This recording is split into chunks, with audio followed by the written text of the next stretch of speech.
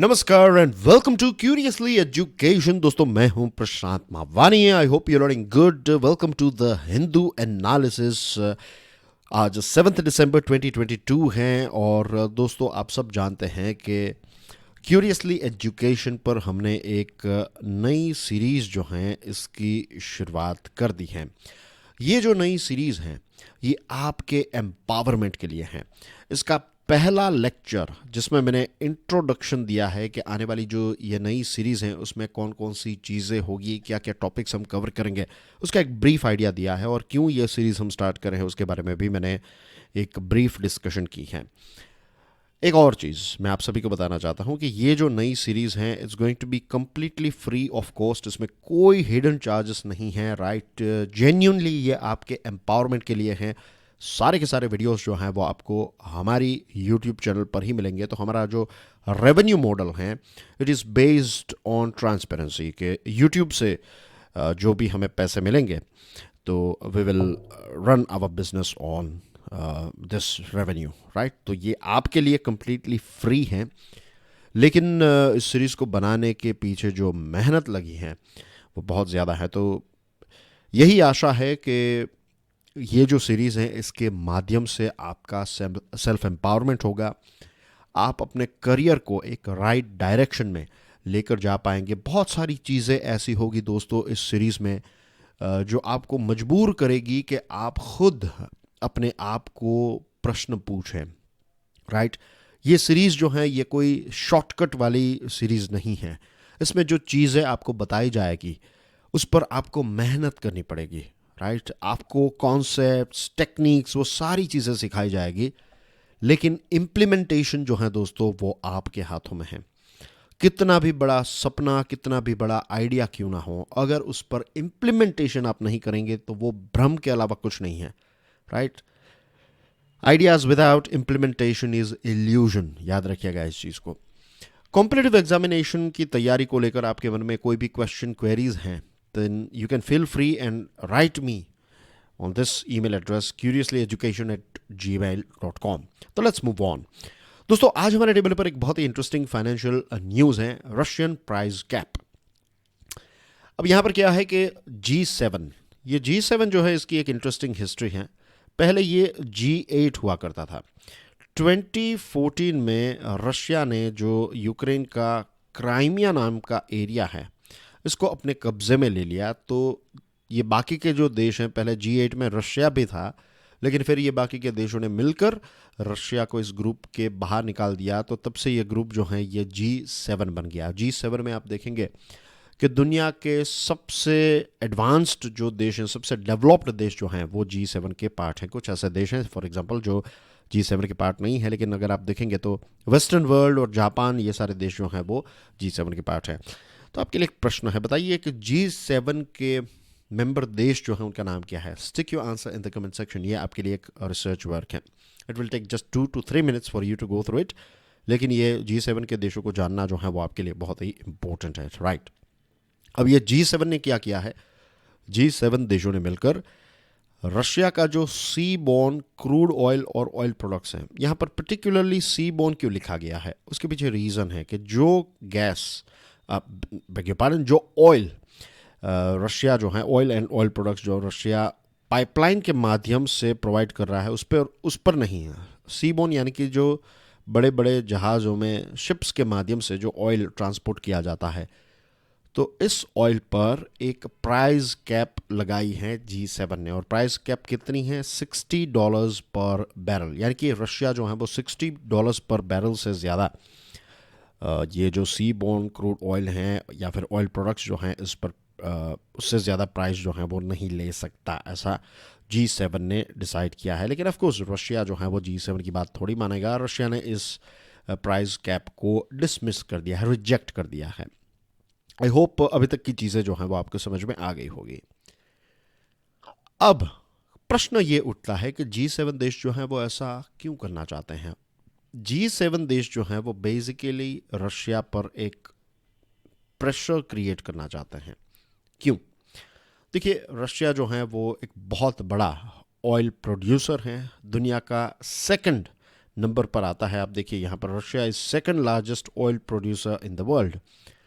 तो जब रशिया का ऑयल जो है उस पर एक प्रेशर क्रिएट किया जाएगा या फिर हर्डल्स क्रिएट किए जाएंगे, बाधाएं क्रिएट की जाएंगी ताकि रशिया जो है वो अपना ऑयल ईजिली ना बेच सके, तो रशिया की रेवेन्यू या फिर आप सिंपल लैंग्वेज में बात करें रशिया की जो इनकम है उस पर एक इम्पैक्ट आएगी।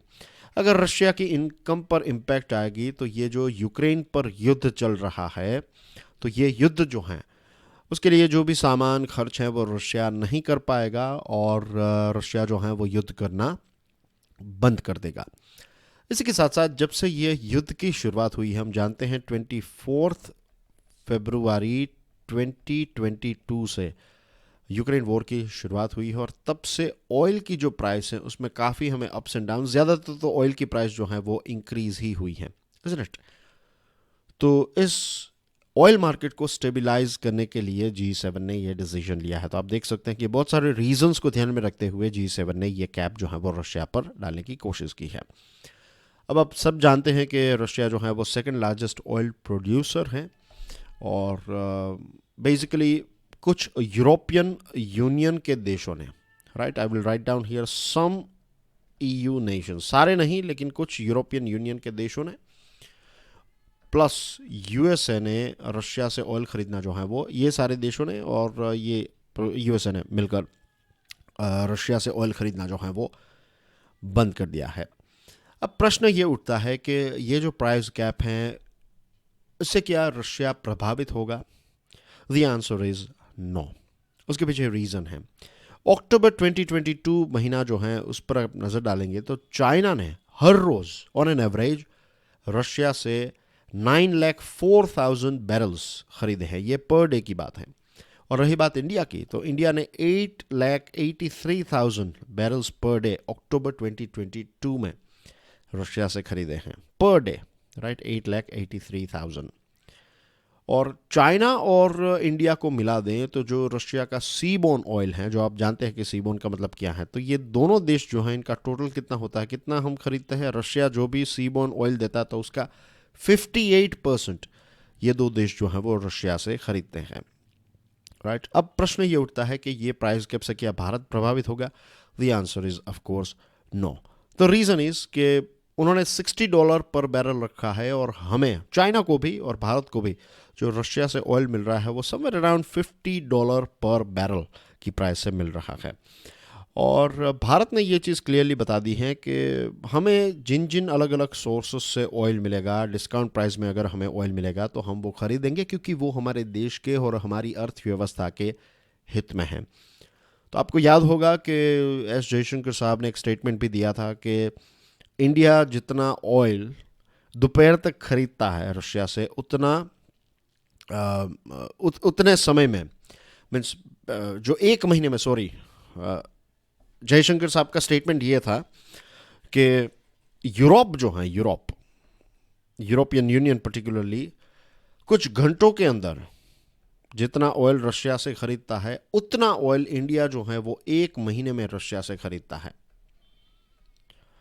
तो एस जयशंकर साहब ने ये बताया कि अगर किसी को रोकना है तो आप यूरोपियन यूनियन जो है वो, आप उनसे ऑयल खरीदना बंद कीजिए। आप इतना खरीद रहे हैं और हमें बता रहे हैं कि आप ऑयल खरीदना बंद कर दीजिए। तो भारत ने बेसिकली ये स्टैंड रखा है कि हमें जहाँ से डिस्काउंट प्राइस में ऑयल मिलेगा वहाँ से हम खरीदेंगे। So that's basically everything about this topic. अब ये एक मिंट न्यूज़पेपर का इन्फोग्राफिक है, तो thank you Mint newspaper for this infographic. Source है ministry of commerce and industry. और यहाँ पर देखिए हमारे देश के major oil suppliers, financial year 23 अप्रैल से सितंबर का आंकड़ा है। सबसे ज़्यादा हमने ऑयल जो हैं वो इराक से, उसके बाद सऊदी अरेबिया, उसके बाद Russia, then we have UAE, USA, Kuwait, Nigeria, Oman, Mexico and Angola.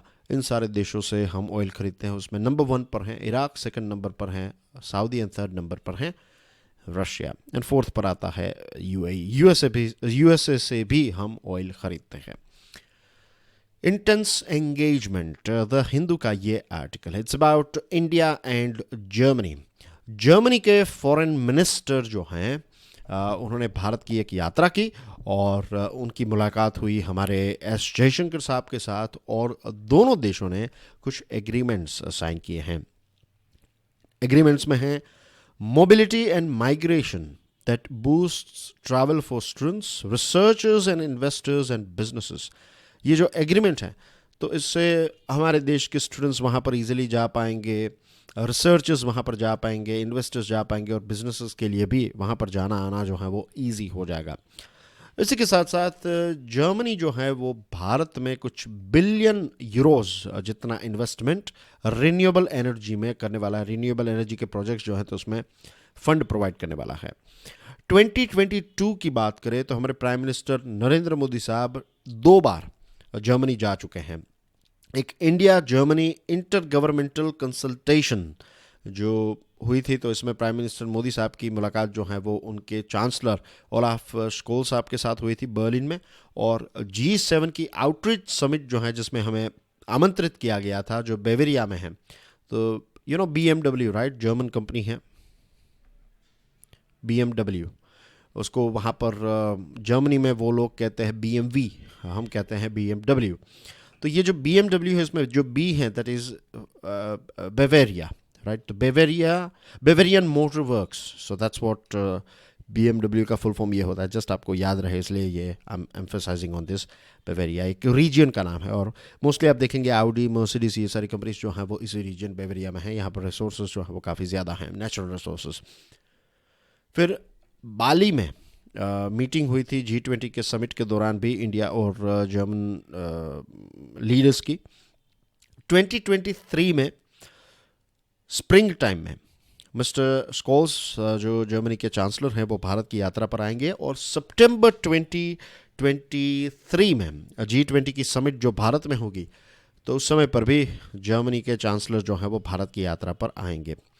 Climate change को लेकर दोनों देश जो हैं वो काम कर रहे हैं और G20 की जो प्रेसिडेंसी है भारत के पास है तो इसमें और ज़्यादा कोऑपरेशन हमें देखने को मिल सकता है. इसी के साथ साथ एक G4 नाम का ग्रुप है. अब आपको ये पता लगाना है कि G4 में कौन कौन सा देश हैं.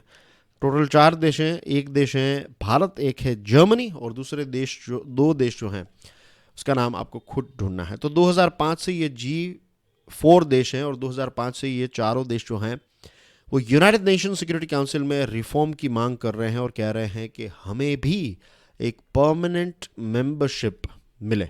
भारत भी चाहता है, जर्मनी भी चाहता है, दूसरे 2 देश भी चाहते हैं. और इंटरेस्टिंग बात यह है कि ये चारों के चारों देश जो हैं वो एक दूसरे के साथ कंपटीशन में नहीं है. हम चाहते हैं कि हमें मेंबरशिप मिले, परमानेंट मेंबरशिप, और इसी के साथ साथ हम दूसरे देशों को भी सपोर्ट कर रहे हैं, जर्मनी और दूसरे 2 देशों को भी. यूक्रेन वॉर को लेकर भी दोनों देश जो हैं वो काफ़ी चिंतित हैं. तो यूक्रेन वॉर को लेकर भी काफ़ी डिस्कशन जो है वो दोनों नेताओं के बीच में हुई. So that's basically everything about this particular topic. Now let's move on to Delhi choking. The Hindu का ये आर्टिकल है. दोस्तों we all know कि हर साल दिल्ली जो है वो न्यूज़ में रहता है. पर्टिकुलरली दिवाली के समय से न्यूज़ में आ जाता है. उसके बाद विंटर सीज़न जब स्टार्ट होती है तो वहाँ की जो एयर क्वालिटी है वो काफ़ी ख़राब हो जाती है तो काफ़ी न्यूज़ में रहता है. और स्टबल बर्निंग यानी कि पराली जो है उसको लेकर भी काफ़ी न्यूज़ में रहता है, थिंग्स लाइक दैट. और मैंने कई बार मेरे पुराने लेक्चर्स में भी मैंने आपको बताया है कि ये मामला जो है वो सिर्फ दिल्ली तक सीमित नहीं है. पूरे इंडो गैंजेटिक बेल्ट को देखे आप, बे ऑफ बंगाल तक आपको देखने को मिलेगा कि पूरा हमारा जो रीजन है वहाँ पर एयर पोल्यूशन काफ़ी ज़्यादा होता है. तो शॉर्ट टर्म मेजर्स की बात करें, फायर फाइटर्स के तौर पर अगर हम देखें, फायर फाइटिंग यानी कि शॉर्ट टर्म मेजर्स की बात करें तो हमने काफ़ी अच्छे स्टेप्स उठाए हैं. लेकिन प्लानर्स के पॉइंट ऑफ व्यू से देखें, स्ट्रेटेजिक पॉइंट ऑफ व्यू से देखें, इन द सेंस के long term point of view से देखें तो अभी भी बहुत सारी चीज़ें जो हैं वो करनी बाकी हैं. We need to do more about this thing and it's not just limited to Delhi as I told you. अब नेचर जो हैं वो चेंज नहीं हो सकता, लेकिन एमिशंस जो हैं उसको हम चेंज कर सकते हैं, उसको हम रिड्यूस कर सकते हैं. तो ये चीज़ जो है वो हमारे हाथ में है. अब सोचिए हर साल हमारे देश में पॉल्यूशन जो है वो कितना ख़तरनाक हो चुका है. टेररिज्म को लेकर हम कितने चिंतित हुए, बहुत ज़्यादा, इज़ इट. बहुत डर भी लगता है टेररिज्म और टेररिस्ट से. लेकिन एयर पोल्यूशन से हमें इतना डर नहीं लगता है. एक्सीडेंट्स जो हैं उसको लेकर हमें डर लगता है कि रास्ते पर एक्सीडेंट ना हो जाए। हम हेलमेट पहनते हैं, सेफ्टी बेल्ट जो सीट बेल्ट है वो पहनते हैं। हम थोड़े ज़्यादा पैसे देकर टॉप वेरिएंट खरीदते हैं कार्स का, ताकि हमें ज़्यादा एयरबैग्स मिल जाए। आज हमारे देश में ये भी ट्रेंड चल रहा है कि हम 5 स्टार रेटिंग वाली कार्स खरीद रहे हैं, क्योंकि हम हमारे परिवार और हमारे जो दोस्त के साथ कार में जाएंगे तो हमें चिंता है कि अगर अच्छी क्वालिटी की, बिल्ड क्वालिटी की कार होगी तो भगवान ना करे अगर एक्सीडेंट हो गया तो हमें उतनी ज़्यादा सीवियर चोट जो है वो नहीं लगेगी।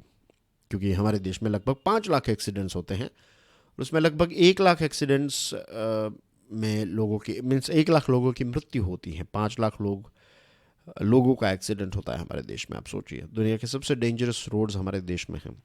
Y I am talking about this roads and stuff, the reason is कि आप सोचिए, कुछ चीज़ें ऐसी होती हैं जो हर रोज़ न जाने कितनी जान हमारे देश में ले रही है, लेकिन उसको लेकर हम इतने चिंतित हैं ही नहीं। ये सरकारी आंकड़ा है कि अब हमारे देश में 2.5 मिलियन, हम बात कर रहे हैं दोस्तों 25 लाख लोग जो हैं उनकी मृत्यु हर साल हो रही है बिकॉज ऑफ एयर पोल्यूशन। एक कोविड की वजह से हमारे देश में लॉकडाउन आ गया। आप कोविड का आंकड़ा देखेंगे, कोविड में भी इतने लोग नहीं मरे हैं। हर साल एयर पोल्यूशन की वजह से हमारे देश में 25 लाख लोगों की मृत्यु हो रही है।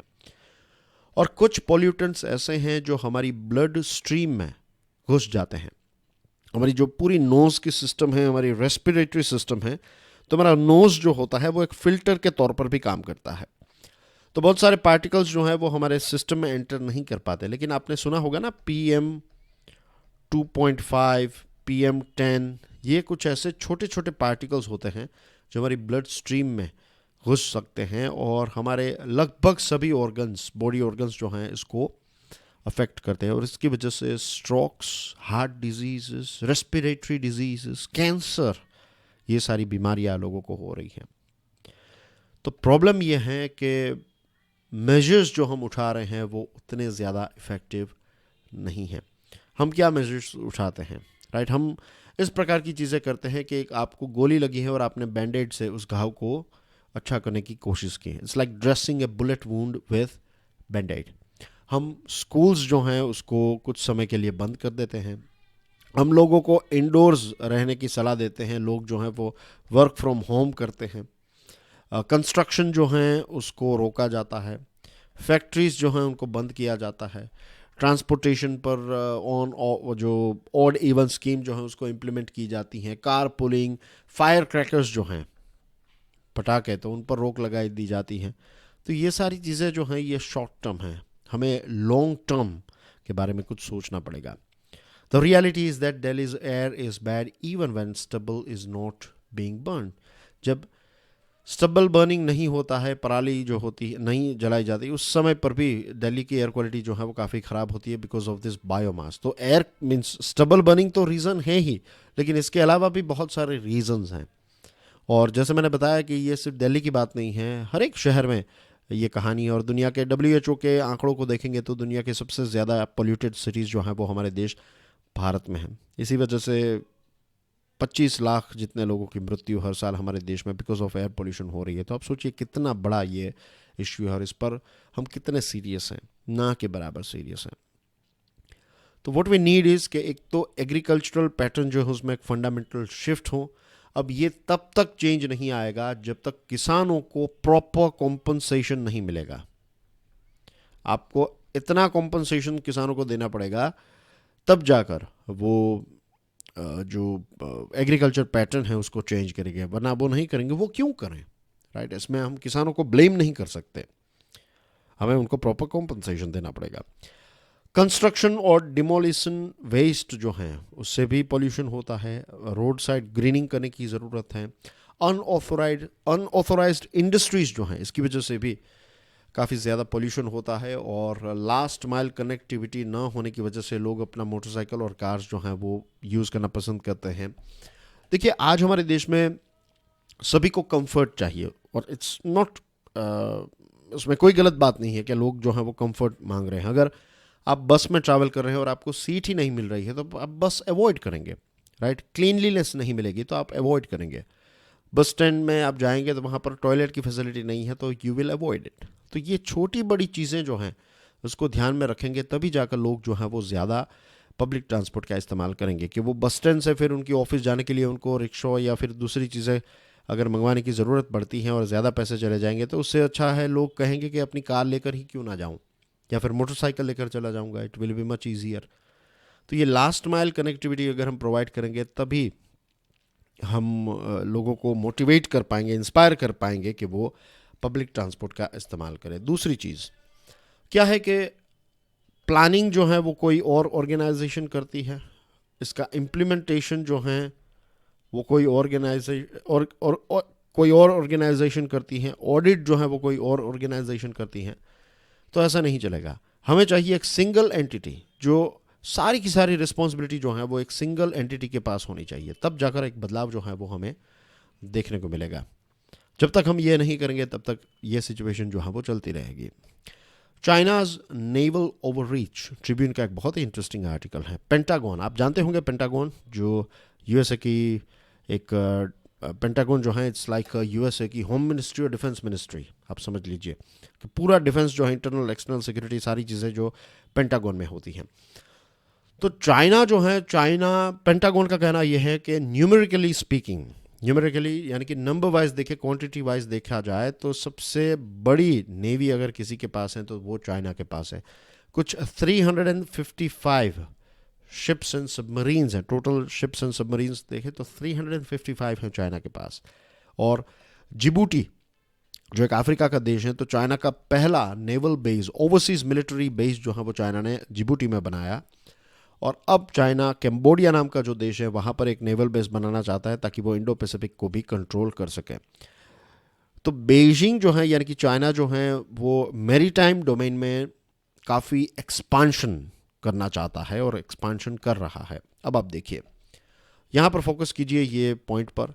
यहाँ पर आप गल्फ ऑफ एडन देख रहे हैं, ये अरेबियन सी वाला पोर्शन है। तो यहाँ से जैसे आप जाएंगे थोड़े तो यहाँ पर यमन है, यहाँ पर सोमालिया है, और यहाँ पर जब आप पहुँचेंगे तो ये है बाबल मंदेब, और बाबल मंदेब से आप रेड सी में एंटर होते हैं तो ये इरिट्रिया है, ये इथोपिया यहाँ पर देख सकते हैं। और इस रीजन को कहते हैं हॉर्न ऑफ अफ्रीका, राइट। मैं थोड़ा लिख देता हूँ, ये वाला रीजन जो है ना दोस्तों, इसको कहते हैं हॉर्न ऑफ अफ्रीका।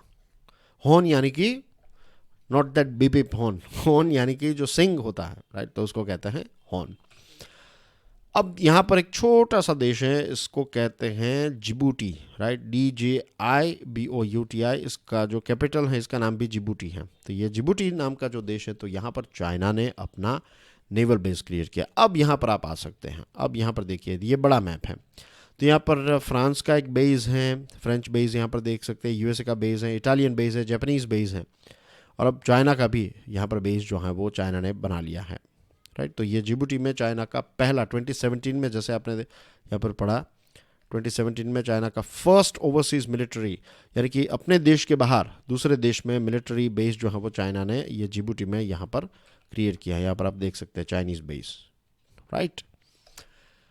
अब ये आसियान का मैप है, राइट। तो यहाँ पर आप म्यांमार, थाईलैंड, लाओस, ये लाओस है, ये वियतनाम है। यहाँ पर जो देश है दिस इज़ कैम्बोडिया, राइट। ये वाला देश जो है वो कैम्बोडिया है। अब इसके मैप को देख लेते हैं। तो ये रहा कैम्बोडिया, नोम फेन इसका कैपिटल है, और चाइना जो है वो अपना नेवल बेस यहाँ पर बनाना चाहता है। तो गल्फ ऑफ थाईलैंड है यहाँ पर, as you can see this, इस रीजन की हम बात कर रहे हैं। तो ये इंडो पैसिफिक वाला रीजन जो है, तो यहाँ पर अगर वो बनाएगा अपना ओवरसीज बेस तो ये सारे देशों के लिए ट्रबल मेकर हो जाएगा, और इंडो पैसिफिक पर भी अपनी एक नज़र जो है वो, और या फिर पकड़ जो है वो और ज़्यादा मजबूत करना चाहता है।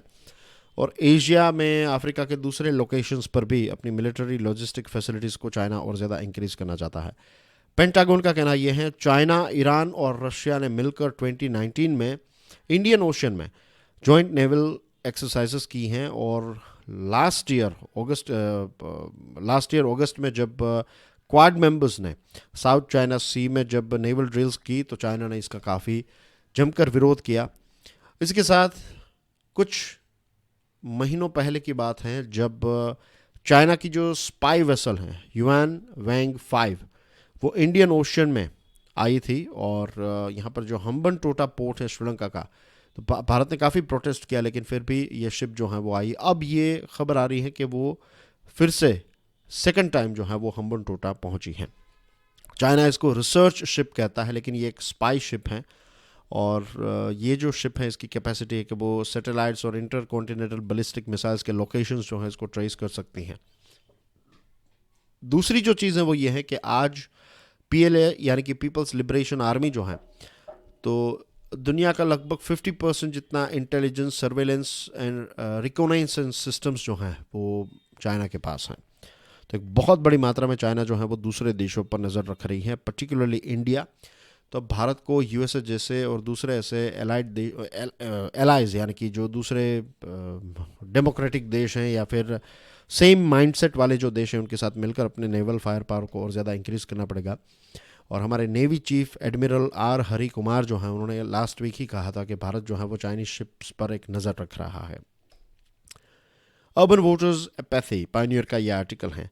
गुजरात, हिमाचल, दिल्ली हर जगह पर हमें देखने को मिल रहा है कि अर्बन एरियाज़ में वोटर्स जो हैं वो वोट देने के लिए उतने ज़्यादा नहीं जा रहे हैं और जो पैसे वाले लोग हैं they don't really care about election. तो ये बात भी साबित हो रही है इस बात पर, मीन्स साबित हो रही है क्योंकि बहुत सारे एफ्लुएंट एरियाज़ में लोग जो हैं वो वोटर टर्नआउट जो है वो काफ़ी कम रहा। विलेजेस में जो है वो वोटिंग जो है it's like a group activity कि लोग तय करते हैं कि चलो साथ में मिलकर जाएंगे वोट देंगे। तो विलेज में वोटर टर्नआउट काफ़ी अच्छा होने लगा है, लेकिन पहले ऐसा था जब देश आज़ाद हुआ तो अर्बन एरिया में काफ़ी वोटिंग होता था, रूरल में कम। अब अर्बन एरिया में कम होने लगा है और रूरल एरिया में ज़्यादा होने लगा है।